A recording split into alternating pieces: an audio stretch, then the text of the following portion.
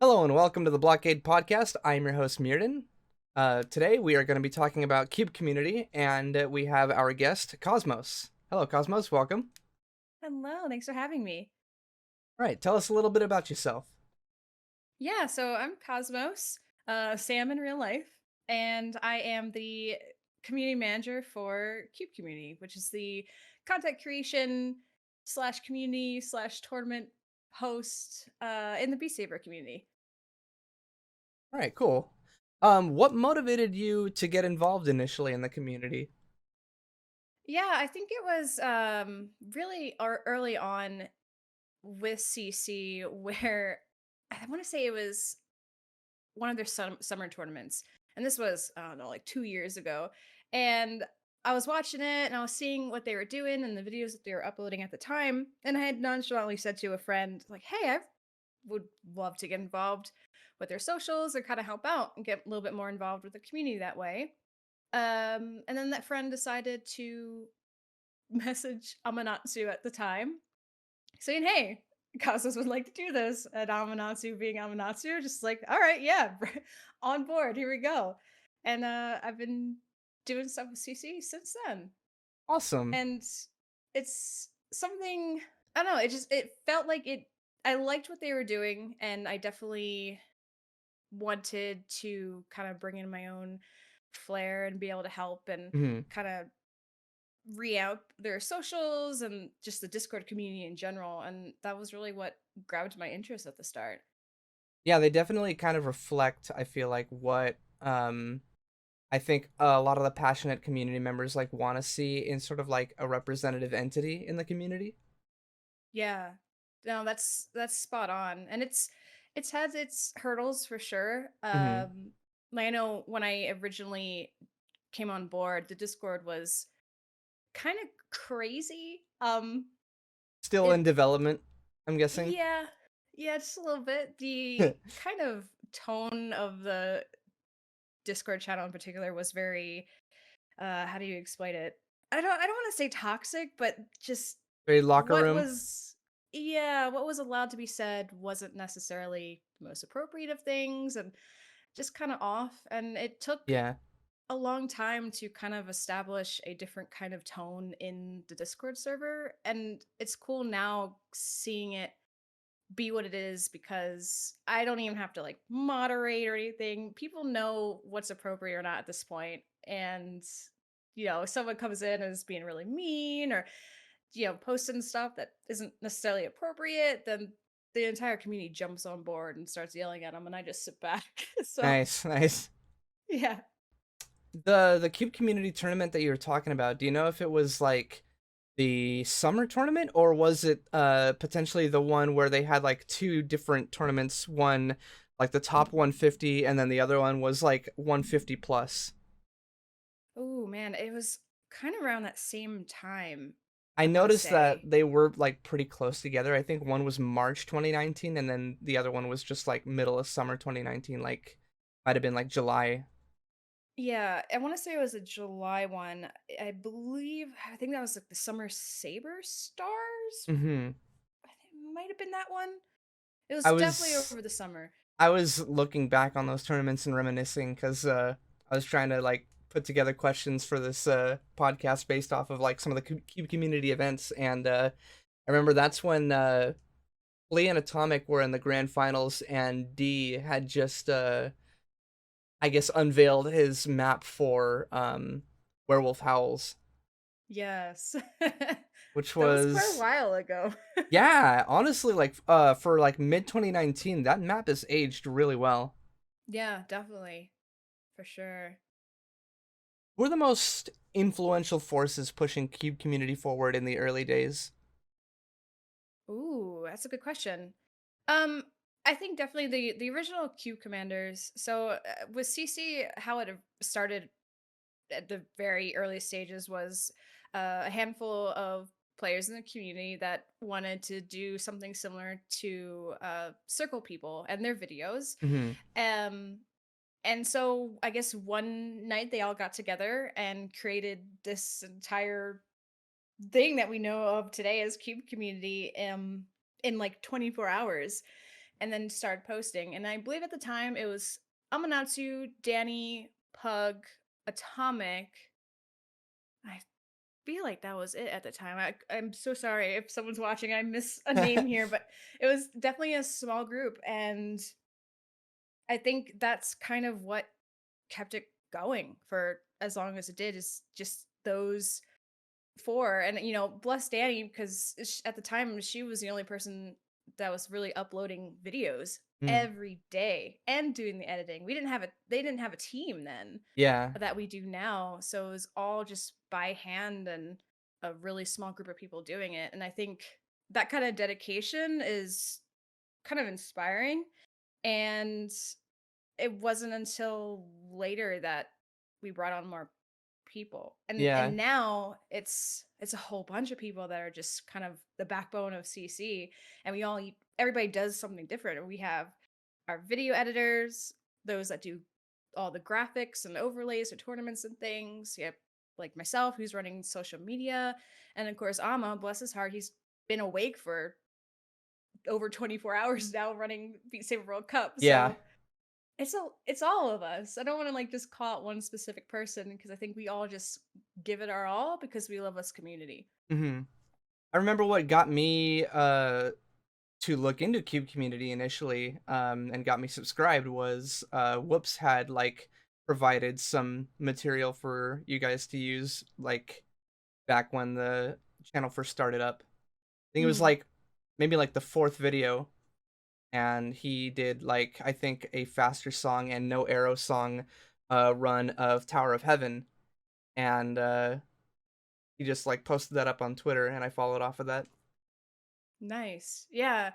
And especially in the early, we don't see it so much now, but in the earlier days of CC, we saw a lot of I don't know, just funky plays that got uploaded Yeah. a lot. Same colors, crazy maps, like more challenging stuff, Hmm. speed and things.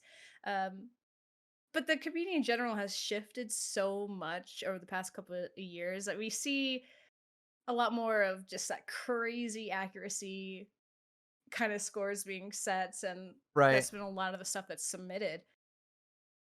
I think one of the more memorable like videos that Cube Community has ever done was Atomic's. I think it was a full combo of Milk Crown, and then that clip at the end where like Taichi is like in bed, and then Atomic just like sneaks up on both of them. Whoever's like in bed with Taichi. Oh, it was edgy. Edgy, yeah. Yeah, Oh, I miss those days so much. just Gosh. yeah, just making a shit post off of like something amazing that Atomic did, and then Taichi turns around and misses two notes but gets a higher act than Atomic. Right, right. God. Man, those are man, it's also something too is you see all these older players that just are not so much in the community anymore. But because of those kind of videos and the stuff that happens in tournaments and the Hmm. crazy plays being recorded and posted like CC does, we're able to kind of memorialize. Is that Yeah. the word? And kind of look back on those moments. And we also try to do that a lot with our yearly rewind videos as well, Right. taking that concept and making sure that that funny stuff and those good memories don't fall apart in Don't fade you know away into time. Yeah, obscurity. don't fade away. Yeah. Yeah, that's cool. Um. All right. I did. I guess we did kind of go over this, but we could probably bring up who you think might cover this. Um, the question is, who are the unsung heroes of Cube Community? But you kind of like put the emphasis on like it's more so everybody. Yeah, I mean, there's definitely a handful of people that I feel go above and beyond that the community doesn't necessarily or isn't necessarily aware of. Right. And one name in particular that definitely comes to mind is Stennis. Um, Okay. and I have to say that not because he's just my friend, but I might be a little biased, Hmm. but the fact that he is kind of like the editor lead without having the actual title. Okay. Always he's the one who's every Sunday he's waking up, redoing our spreadsheet, picking the video submissions for the next week, putting on the sheet, reminding editors to, hey, sign up. Anytime we need graphics done, boom, he has them created for us. Um, every time we need to do like a bigger project, he's always there to like just jump on board and work through it and get stuff done. And I'm all about getting stuff done. And it's just really nice to know that if I say, hey, Stennis, I need this by whatever date, he's on it. And I think that's really important, especially in the video editing world where we want to get this stuff out on a certain date and time. He's just kind of there doing its stuff behind the scenes. And then, we have a handful of other editors, notably like Denya, for example. Hmm. They're more known names. So like Yeah. their recognition comes from other communities just knowing that person. Right. Um, versus some of us are kind of just like sleeper agents in the background doing a ton of stuff that nobody is aware of. Right. I can imagine how like back in the day where it was just a couple people, just all basically just only passion is driving them, Hmm. and it must be nice to like have like there's still a lot of people that like you rely on based on like how much passion they put into the projects, but it must be nice to have somebody a bigger team that you can call on for help instead of just like mounting all of this pressure on like just a couple shoulders. Yeah, definitely. And it blows my mind every time, and not just in Q community, but in B Saber community as a whole. Is there's so many people with just insane skill sets that make this community possible, Yeah. and anywhere from coders to web dev to modding and social media, graphic design, music. It's just we all just come together because we just want to make something out of this little community of ours in the Yeah. gaming world, and make pretty great stuff. Like Beat Saber World Cup is a prime example. All that was done by people in the community, like that overlay, the tournament assistant, the stream sync. That's all done by people in this community Yeah. for free. Just all volunteer, and that's my favorite part. It's very humble. You see some of that in like I remember hearing about how like Blizzard started up. Blizzard unfortunately not doing so hot recently, but um they used to have a motto where they said we're gamers all the way down to our receptionist. Yeah, Basically, you had your people that would basically eat, sleep, and just breathe their just the experience of creating their video games. yeah, You had people that would literally just sleep under their desks, get up, and then work another 16 hours. It's and to not be guaranteed having an audience that might appreciate their work. It's just all driven by passion. right. And Yeah, and that's the same way for us too. you Definitely. it is inspiring seeing basically people just driven by their want to see a representation of the thing that they love so much. Yeah. And a lot of it too is just all the friendships that have been made Mhm. just through this community. And I don't people don't still want to see that kind of fall to waste. Yeah. And it's just I know just the game and the community itself is such a big part of people's lives. Mhm. And I think that's a huge push as to why people in this community do what they do. Right. I think that Cube Community, BSMG, and Score Saber are all excellent examples of just like you see kind of like really well run representations of what this community like wants. And that we all work together. Like the three kind of bigger hubs for Beat Saber. Very Um, overlapping. yeah, extremely overlapping, and then like really supportive of each other. It's not like, oh, this is my community and anybody else just get out or you're copying me or whatever. It's, Right. we're posting each other's discords in our own community servers and retweeting and liking posts, and yeah, there's never been the sense of like competition as far as these communities go in the Right. Beat Saber world, which I think is awesome. Yeah. Cannot stress that enough. That is Absolutely. such a good like vibe to have with the entire umbrella of Beat Saber. Right. I agree. All right. What do you think some of the biggest lessons and takeaways have been that Keep Community has potentially learned from producing content over the last almost 3 years now? Oh, that is a good question. Lessons learned.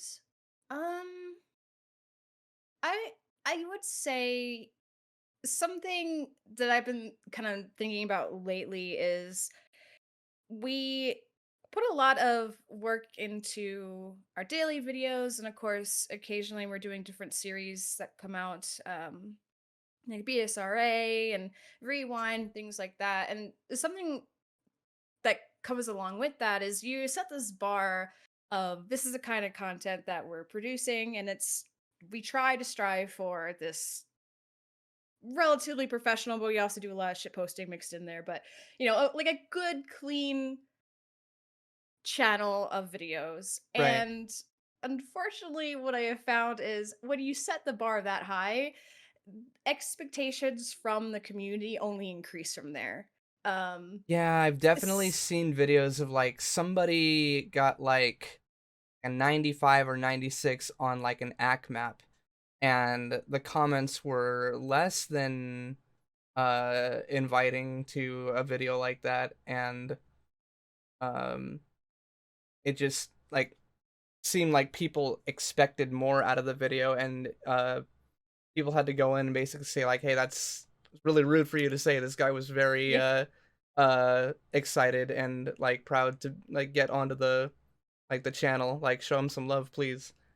Yeah. And that's the thing is we try to pick really interesting videos, but everybody who subscribes to the channel or tunes in to watch one is they have this expectation it's just going to be nothing but Estrella or Sarah videos. Mm, And that's not the case. That doesn't showcase the community, right. because we're all different skill levels and things like that, and we want to see more lesser known names posted. And if that means they're getting a 96 versus a 98, then, so be it. It's still a great play. Most Mm-hmm. people can't do that.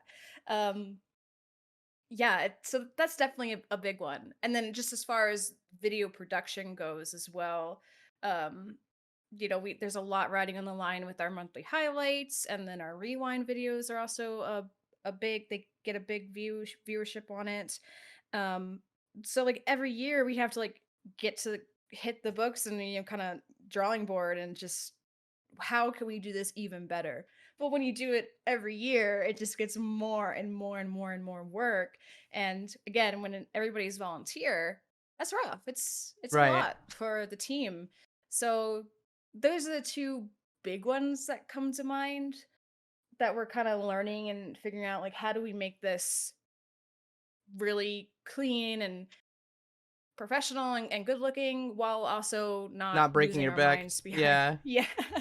That um that power creep, I had a job one time where I was working at an assisted living center for the elderly, okay. and when I first started working the job, the expectations I felt of me were fair. Mhm. And I felt like every 2 weeks they asked us to do something, just one little thing more efficiently, and it was just something that kept happening. Yeah. And eventually, like a year and a half like after working this job, I feel like I'm putting so much like effort and so much work into this job that was paying me pennies over minimum wage. I was like, this ain't worth it. Yeah. They are expecting me to do so much like extra work while also not going over the clock at the end of the day, which is pretty much impossible. I already was like skipping my 10-minute breaks so that I could get this extra work done. And they never enforced the fact that I had to take 10-minute breaks. They would always look the other way that I wasn't taking them. And Yeah. it was rough. You got to be careful with the power creep, and I'm glad that you guys are making sure that you don't keep adding more to your plate and then realizing, oh man, I am biting off more than I can chew at this point, and I feel you feel like sometimes you've like created this situation that you can't get out of if like you go too far, where Yeah.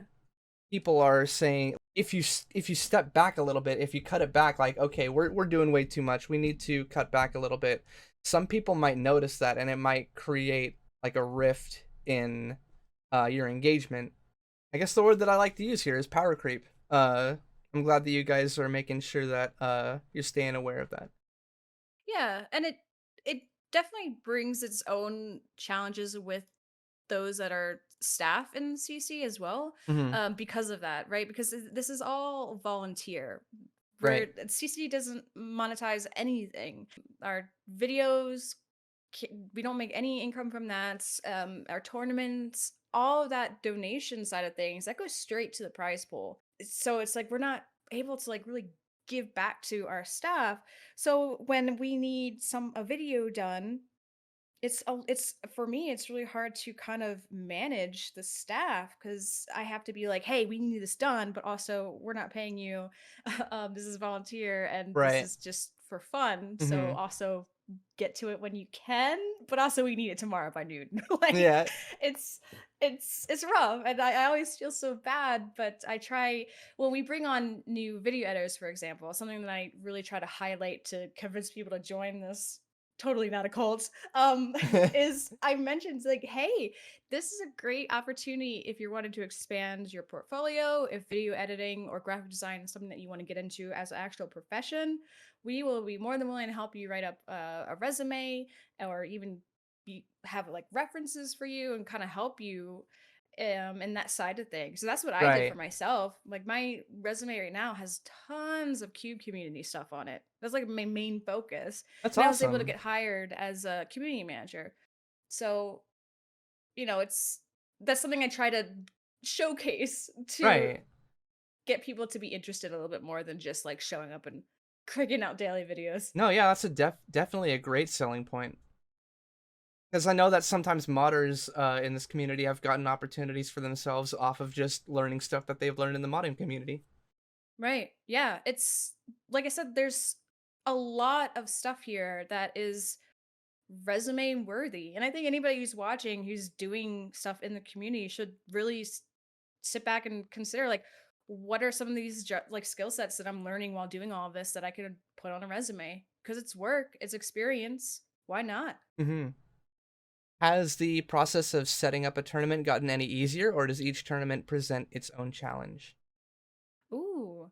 Um I would say man, kind of both. I don't that's a tough question. Hmm. Yes, it's gotten easier because we have a set group of people that normally, sign up to do coordinating or casting, or we have set people that are our go-tos as far as getting the stream sync up and running, the website, the qualifier stuff, things like that, coded and whatnot. So on that side of things, yes, but the more stuff we add into it that involves coding and things, the more technical issues we see. Hmm. And that involves a little bit of extra time as getting that sorted out and things. Um, the leading joke is it's not a CC tournament if there's no technical difficulties on day one because Right. it happens every time. And it's not like we don't test the stuff prior to. We do play test with groups of people prior to these tournaments to make Hmm. sure that it's running. And then every day, every time, without fail, boom, technical difficulties day one. So that kind of stuff is discouraging. But as far as like getting a tournament up and running, it's so easy now. And Nice. we're just it's just kind of we've been doing it for so long that we were just like, hey, let's do Spring Cup, Winter Cup. We have a Discord for it. We had the people for it, and then we just write it up, push it out, and get it rolling. And relatively okay.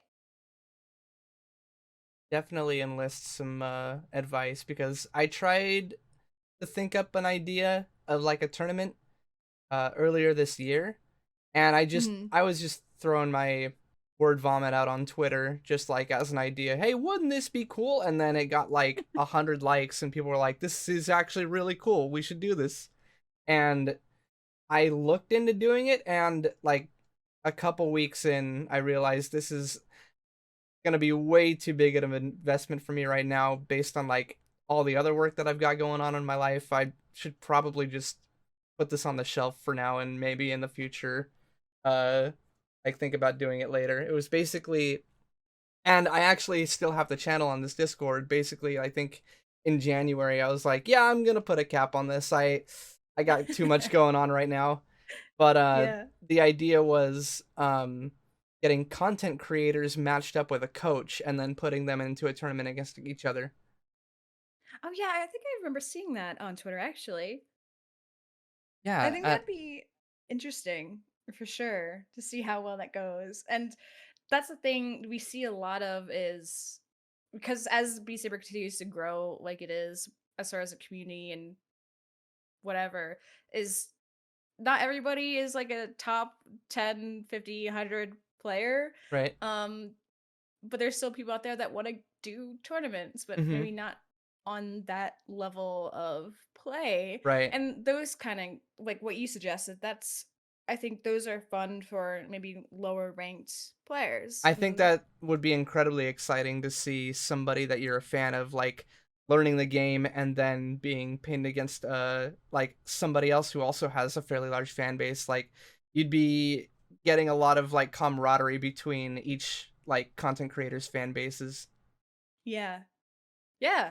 That no, that sounds like a really fun idea as far as executing it because Yeah. that it's a little bit different than a basic, straightforward 1v1 or 4v4 kind of tournament setting. Mhm. There's a little bit more extra to that. So it definitely would require a lot more, I Planning. don't know, planning and work around it. But yeah, no, it's a cool idea.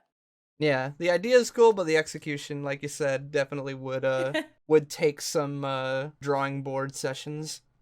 Definitely. Yeah. It's not when you don't already have like a group or a Discord server that's already set up for tournament stuff, it's a lot. Like people do it all the time, and we see it a lot with the CC tournaments in particular, where a big tournament happens and suddenly everybody wants to make a tournament, and Yeah.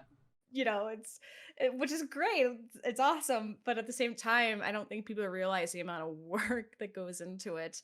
The Um, Oh my god, the same thing can be said about I used to be a part of this like online fandom that had a ton of conventions, and when like the community saw how fun these conventions were, like you'd get this like group of people that said like, "Hey, let's throw a convention in our city."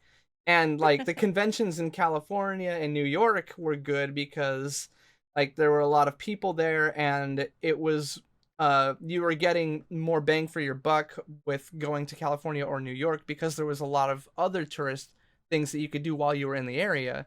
But right. like you've got this place in like Ohio, like we're going to do a convention in Ohio, and it was for an obscure fandom, and it it like I think they did okay, but Yeah. just like seeing so many people wanting to start up conventions, I remember somebody that definitely wouldn't have been a very good fit for the job of starting a convention went to one of my friends and said like, I'm thinking of doing this, well, like, can I get some advice? And he knew that she wasn't a good fit, but like instead of just like telling her no and like breaking her heart, he just basically just no filter just told her everything that she would need to do and all the paperwork required, and basically just like effectively scared her away from doing it. Yeah, that's smart. Yeah. It's a nice way to get a friend at least to maybe not go with that crazy idea they came up with. Yeah, just in a very polite way told her how overwhelming it was going to be and that it was a bad idea. Yeah. Oh my gosh. It's funny. Okay. If there was something Cube Community would like to change about any of their past projects, what do you think they would like to go back and change? Ooh. Hmm. That's a good question. Trying to think. Maybe I mean this is kind of maybe this sounds bad for me saying it, but way back then when we did used to do a kind of live podcast thingy. I remember the Um Cube Community podcast. I would yeah, listen in on those. Cubecast. I think that's something, like Alba always I feel like that's something Alba really wants to do. Alba, if you're listening, I'm sorry. But um it's just something that's always it continues to get placed on the back burner. And every staff meeting, it always comes up. And we're just like, nah. It's no secret because it's been out and Hmm. you know, we've talked about it before. It's just something, yeah, that we just haven't really gotten around to. And how it was done before versus how it could be done now, yeah, that would be fun for sure. That would be I cool. think anyway. Yeah. I had a good time listening in. I remember you guys had Cheesy Dream as I think your first guest. I remember back in those times, like what was controversial with a map was like whether it started on an up note. Yeah. And I remember that being discussed on one of the podcasts, like Cheesy Dream basically like giving people shit like why does it matter? Just get good. Right, get good. Yeah, those are fun. I really liked tuning into those and giving it a listen. And I think that's something that could have used a little bit more work back then. Hmm. And if we had, having the team that we do now, if we were to do something similar today, it would be, I think, pretty good. But again, we're just don't have enough time in the day and Right. hands on deck to really like do these things at this point, especially now at BC World Cup. Like CC is we're struggling a little bit. There's a lot going on. Yeah, I can imagine. Speaking of like World Cup, generally speaking, what has been or what have been some of your favorite matches to cast or just favorite match in general? Ooh, the one yesterday. Recency bias. Yeah, yo, yeah, that's true. Yeah, good point. I mean, Denmark and Germany on what was it, day one? That was really fun to Hmm. do. Yeah, I'll be honest. It's been really hard for me to like boot up my computer and jump into a casting call thing with you know for a match because it's just so much going on. Man, I'm busy. Like Yeah. I'm so busy, and it's it's so long every weekend. Having this go on and making sure other casters sign up on the sheet and show up on time and that kind of stuff. Hmm. Um, so it's a lot going on. But when I do step in and actually do casting, I have a great time. And I think that Germany Denmark match was kind of a good start to how the entire World Cup was going to go. And we've been seeing it so much over the past couple of weekends is these matches are just becoming insane and these scores being placed are just out of this world. Like these players are godly and it blows my mind that this is the standard today in Beat Saber. Hmm. That's cool. Cube Community mostly puts up gameplay videos, but also has its monthly highlight series, tutorial series. Have there been any other ideas for alternative content that Cube Community has looked into? Like any ideas that got close but maybe never got off the ground either? Yeah, we have always been like throwing stuff at the project board, thinking of things to do.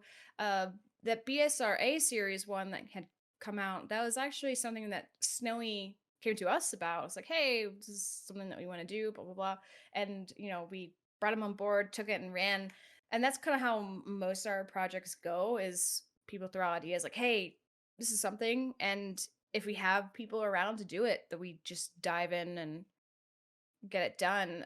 I think one of the ones recently that we've been looking into is like some kind of funny like game show kind of thing. Hmm. And the reason why I say that is because we know how well like high monthly highlights does and rewind does, mostly because those are more comedy focused Yeah, they're more than they are lighthearted. serious. Yeah, than our like daily videos and things like that. So that's definitely where we get a lot more viewers on, are those kind of videos. And it's really fun. Like it's enjoyable to see people laughing about stuff that's happening in the Beat Saber community on a positive side of things, not Right. being, mean about it. But um that was something we had brought up several times, like, hey, let's do some kind of like game show thing. And it's still it's still out there. It's still something that we want to consider doing. But it's just, again, time, really. Just with Beat Saber World Cup going on, we just don't have enough hands on deck to be able to kind of sit down, plan it, and get it produced. And again, going back to a really earlier conversation between you and I, is that bar, right? Like, it's one thing to throw together a game show, but because our production quality has just improved over the past couple of years, is like we can't cut corners. Like, it has Right. to be nice looking. Graphics that are on the screen need to look nice, and that's a lot. It takes a lot of people to do so. Mhm. There's like a standard that you have to meet now with anything new. It can't just be like some scuffed, like people can appreciate it beyond its scuffness. Like some people might actually some audience members might not actually like to watch something that is like still like developing into a quality product, and they might expect a quality product off the bat based on your other content. Yeah. No, that's spot on. And we see that a lot even now. Like, anytime we make a mistake, God forbid, it is known throughout the Beast Saber universe that there is a extra comma in the daily video on Oh, heaven July forbid. 23rd, 2019. Um, yeah, it's crazy. So we just can't afford to. Just put another comma in there. Yeah, I think just recently there was that happened, like, right after the percentage in the title, there was an extra comma, and somebody is like posted about it in Discord, like, "Yo, am I losing my mind, or is there an extra comma here?" And I was like 2 o'clock in the morning. I'm grumpy. And I posted in Discord. I was like, "Yeah, we put it there in person on purpose just to mess with you," kind of thing. And Yeah. Hold on, let me you fix know, that. Like, put three more. yeah, exactly. Yeah, no, That's that's exactly it. has the It's a same lot. energy of like whenever Logan on stream has anybody saying like, "Hey, you got your mouse on screen. Did you know that?" And he just like covers his Yeah. screen and just more mouses, Exactly. Yeah. more cursors. And I want to say that kind of stuff doesn't get to the team, but it does. Like, we put a lot of work and time invested into this. So it sucks when people call out those little things. We're all human. We make Yeah. mistakes, especially me. Like, if there's ever a typo in the title, just blame me. Aw. Be Saber community that's listening. It's probably my fault. All right. Because that's something that I don't think people realize is, Mhm. at least now, people who, so we have video editors who do the intro, outro, and, the stuff in between. And then we have uploaders who have access to the actual YouTube account, who can be trusted. Right. Um, and upload them out with the thumbnail and description and stuff. And right now, the only people that are really doing it is me and Stennis. And I think Stennis put out some data of 2020, and I had like the most uploads. It's like over 100 something, Ooh. versus the second person that was like, I don't know, I think it was like 50 Mhm. uploads or something. But yeah, normally it's just me who's like pushing them out. Like, me and Stennis rotate weeks, and yeah, every day on YouTube. Yep. I think actually like very subtle, but like one of the little details that I like about the outro is that the CC is like the color of the sabers used in the person in the video. Yeah. No, that was it's kind of a new thing. And not gonna lie, that actually got into a big old heated debate. What? I'm at fault for that one, but Oh. yeah, like the intro card thing, and then the new thumbnail that had just been released. That was something, I don't know. I was actually not for early Mhm. on in that conversation, especially the thumbnail. How each player video that's posted is a different color border, and the CC logo is different, because I'm kind of minimal in like designs, minimalistic in design Right. things. And I have like awareness of brand, essentially, and I have an idea of CC's brand colors, which is like the dark purples and white Right. mostly. Um, and I was like, no, it needs to be purple and white, and that's it.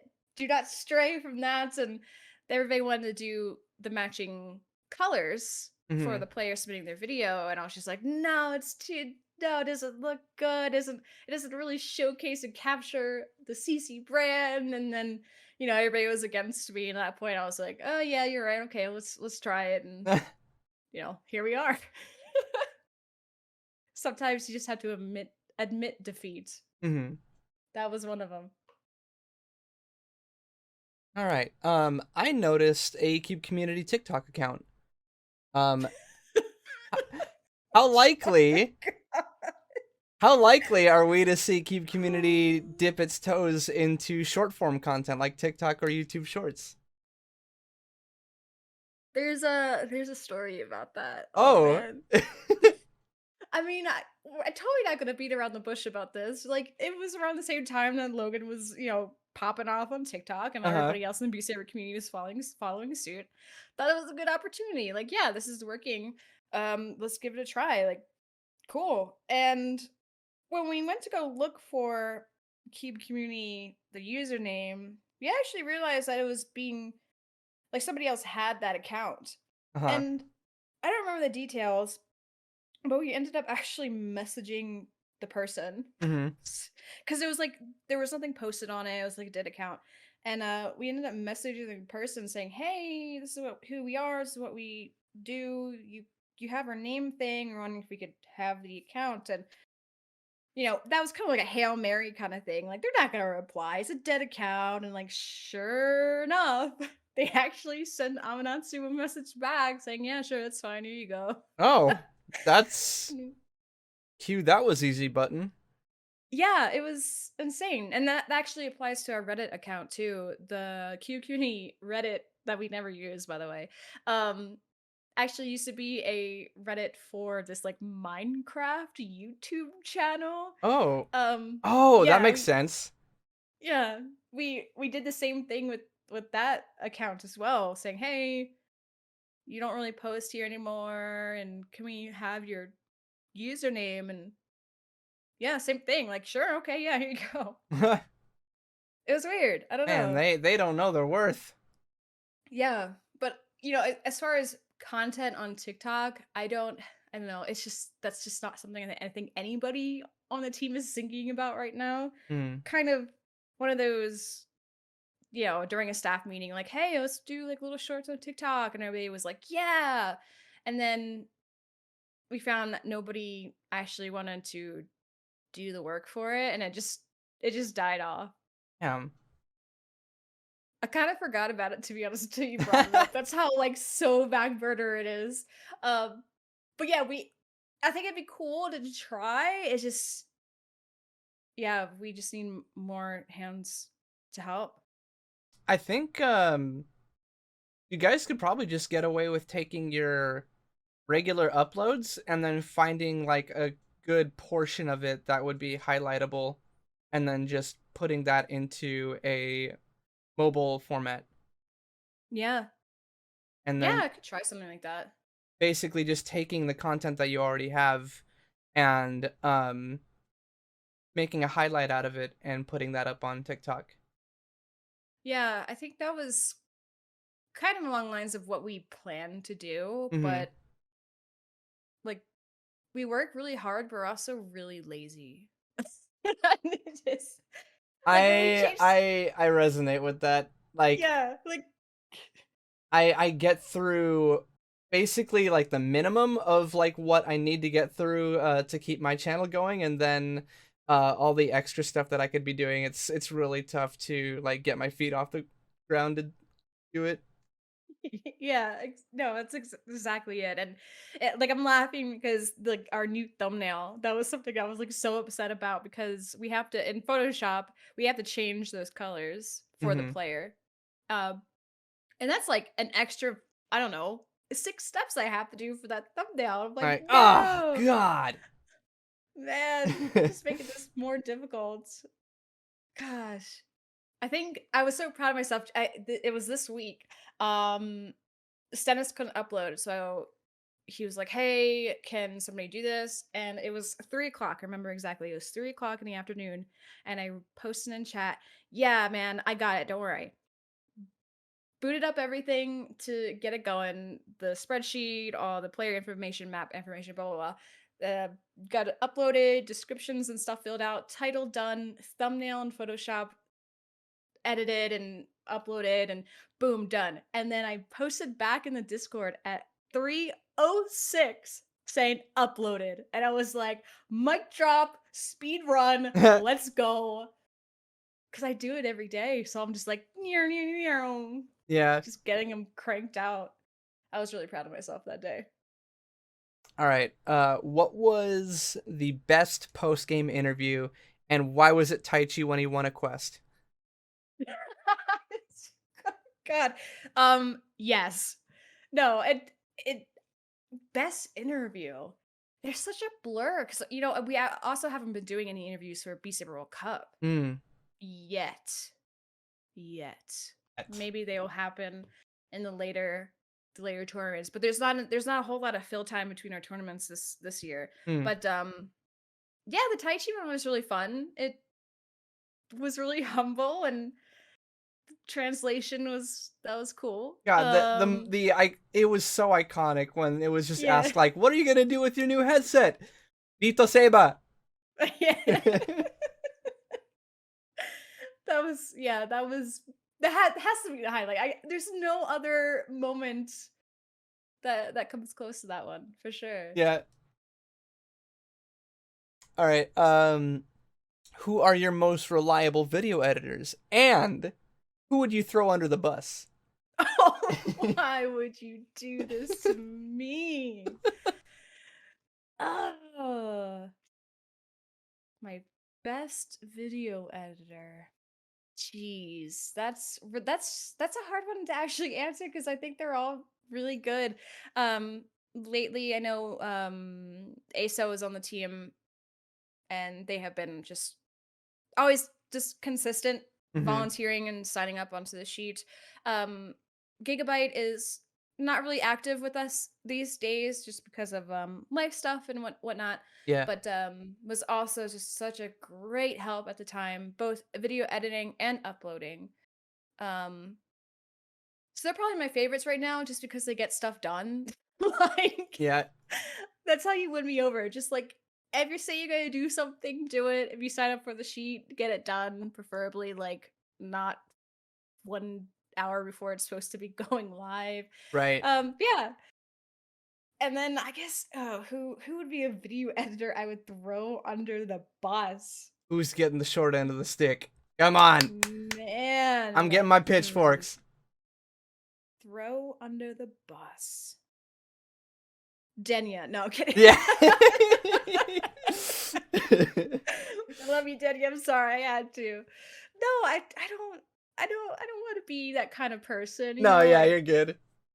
It's been so long since I've talked to Denya. I need to make sure I get the pronouns right. yeah.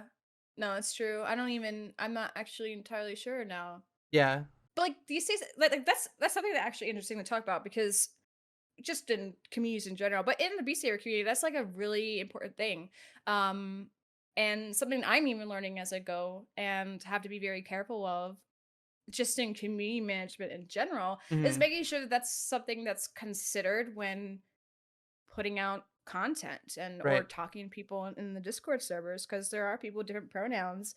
And something too is with tournaments, what I do as like casting lead is I write up a form for players to fill out at their will, and then it's a bunch of just random information, mostly just filler content for casters if there's like technical difficulties or somebody's like not showing up on time, just bullshit stuff, just like important information. And one of those things is like pronouns. You want to make sure that when you're casting, for example, that Mm-hmm. you're saying the right thing. So that's a new addition over the past year or so. That's like a must have on those player questionnaires. And then little things like if I'm posting on Twitter and I'm talking about a person, I'll message them ahead of time, like, "Hey, what is your pronoun?" Just to confirm, just and I don't think anybody, if somebody were to make that mistake, I don't think anybody would be upset about it. Right. But it's just like kind of just a nice thing to do. I don't want to hurt anybody's feelings or it be taken the wrong way. So I always try to add that stuff in. Yeah, that's cool. Okay, these next couple questions are I think geared more towards you. Oh God. You get into some music production. What producers do you take inspiration from? Oh man. Everything. I don't. Is that a right answer? I No, that's am good. a music junkie through and through.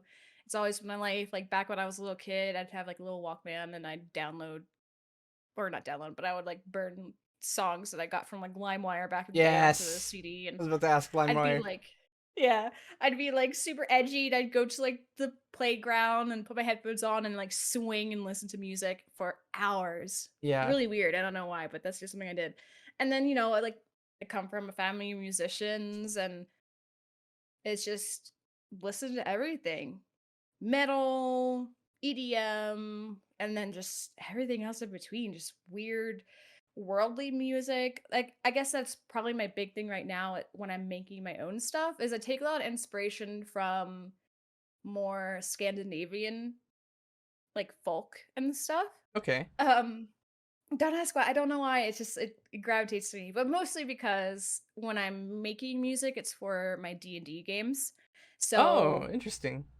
yeah, so I do that's like my bread and butter right there. So I'll write theme songs or background music for our games. I see our D&D world behind my eyes. It's almost like its own film. So I Hmm. see all this stuff that happens in our games just vivid and just there. And me being creative self that I am, I'm just like I got to get this out to the world. People need to be able to see what I'm seeing. And so I found that with making music. I assume that's where this OC character you have came from? Yeah, that's Sin, Hmm. my barbarian tiefling murder lady. It's me, but in D&D form. It's the Yeah, problem. Yeah, I don't know, I resonate with the character the most, and, her design and creation, this has all just been stuff that's been in my head, and yeah. nice. When can we expect a Cosmos produced speedcore track to put into the ranking queue? Oh god. I can't like that's funny because like I use FL Studio to make music, and there's just when I stream it, rarely I do it now these days, but when I do stream music production, I get so many people that join my chat like, "Oh man, like the where's your EDM?" or "Wow, you're using that 808 kick, it's so basic." Or I have people that come in that are like, "Hey, I'm a producer on SoundCloud, listen to my lo-fi track," and uh, like weird stuff, and I'm over yeah, here doing like demon whisper chants yeah. on a backtrack for this like weird tribal D&D-esque sounding track, and I just don't make that kind of music. Like I'm not like a Schwank or Tanger producer in FL Yeah, Studio. Like that's a whole other level that I just cannot get my head around. I do I just very saw that chill. your most recent upload was ambient, and I was like, I'm gonna ask about speedcore. I have done like a little collab with Megalon. That was like a Oh, year ago. It's kind of cute. It's out there on SoundCloud somewhere. I don't know mhm. if Megalon is like he doesn't talk about it a lot, but I'm so oh, it's kind of a bop. I absolutely adore Megalon's like brand aesthetic of just cardboard boxes. Yes, yeah. Very good. It's great. Yeah, I think I tuned into one of his streams, and he was doing that like on my SoundCloud, the album or not the track cover for that little collab is something that he drew. And so when I was watching it, I was like, this needs a theme song. And he also posts like little sound samples in his own Discord. And I remember I took one of those, I yoinked it from the Discord and Mhm. put down like a piano melody to it. And then I sent it over to Megalon. I was like, hey, look what I made with your song. You didn't tell me I was allowed to. But it was like a little sample thing, and he's like, "Oh, that's cool." And then we ended up taking that and running with it with like a little mini collab. No, Hmm. it's fun. Cool. Yeah. All right. I'm gonna end this off with one more question, Cube community related. If someone were to want to get involved with Cube community, what are some parts of the team that could use some extra applicants? Ooh, definitely video editors. We always, always, always need video editors. And I will not lie, it's gonna be for daily videos starting. Because they're kind of we just need extra people whenever they can get around to it to just be like, yeah, let me do Tuesday's daily video and just whip that up and get it out there. And then from there, we work on bigger projects. Hmm. Like we can't do the cool fun stuff projects unless if we can't even do our daily videos. Right. So we start there and then we move forward from that, and that's definitely something we always need a hand with. Okay. All right. Anything else you would like to add? Anything else I would like to add? Um, I'm the troll behind the Twitter account. I do sometimes see like Denya like saying like, "Hey, I know this was you, Cosmos." Yeah. Yeah, that's me, just me. I'm the one running that. So I'm sorry in advance. Um but yeah, and you know, if you're not in the CC Discord, I always recommend people join. It's definitely a more humble place, not as shit posty as some other Discord servers around. It's pretty safe for work. I've made damn sure to keep it that way. Yeah, And it's just a good group of people. So if you're interested in getting meeting more people and finding a little humble community, you're always always welcome to join us. that's awesome. Yeah. Is there an environment that would facilitate teaching somebody if somebody wanted to like learn how to like produce like video edited material if they wanted to get into Yeah. that? Yeah, I think all of us are really open to bringing on like newer editors just to show them the ropes. We have all the assets, we have all the project files, and all Hmm. that is, given to you if you join the team. And yeah, I think that's a big thing. At least me personally, I can't speak for everybody else in Q community because I don't know. But for me, I think that's a big thing. I'd love to be able to give people an opportunity to learn stuff Hmm. and grow portfolios, add to a CV, things like that. So I'm open to it, and I'm always on Discord. You can always send me a DM. I don't have like you have to be friends or whatever setting on Discord, so you can just shoot me a message and kind of go from there. Okay, cool. I think I'll leave your Discord username in the description if anybody wants to look in. Sure. All right, well, Cosmos, thank you so much for joining me. Thank you for having me. It was fun.